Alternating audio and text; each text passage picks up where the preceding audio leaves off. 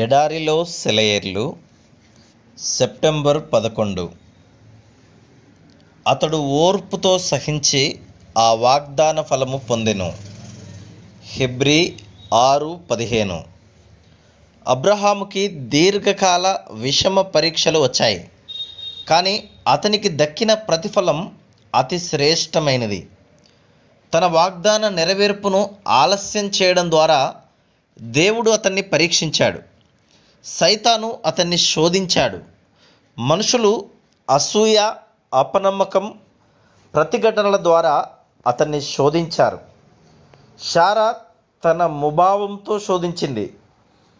అన్నిటినీ ఓపికతో అతడు సహించాడు. దేవుని శక్తిని, విశ్వాస్యతను, జ్ఞానాన్ని అతడు తప్పుపట్టలేదు.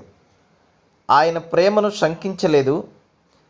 ఆయన ఊహాతీతమైన జ్ఞానానికి అబ్రహాము తల వంచాడు. ఆలస్యమవుతున్నప్పటికీ మౌనంగా ఉన్నాడు.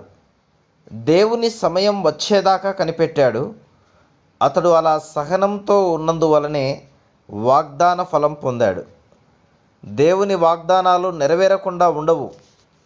ఓపికతో కనిపెట్టిన వాళ్ళు ఎన్నటికీ నిరాశ చెందరు. నమ్మకంతో ఎదురు చూసిన వాళ్ళు ఫలితం పొందుతారు. అబ్రహాము ప్రవర్తన మనలోని తొందరపాటును, సనుగుకునే గుణాన్ని గద్దిస్తూ ఉంది.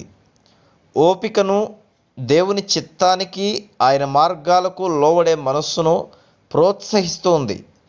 గుర్తుంచుకోండి, అబ్రహాము దేవుని చేత పరీక్షించబడ్డాడు, ఇతరుల ద్వారా శోధించబడ్డాడు. అతడు ఓపికతో సహించాడు, వాగ్దాన ఫలాన్ని పొందాడు, తృప్తి చెందాడు. అతని ఉదాహరణను అనుసరించండి. అదే ఆశీర్వాదాలను మీరు పొందుతారు. Praise the lord.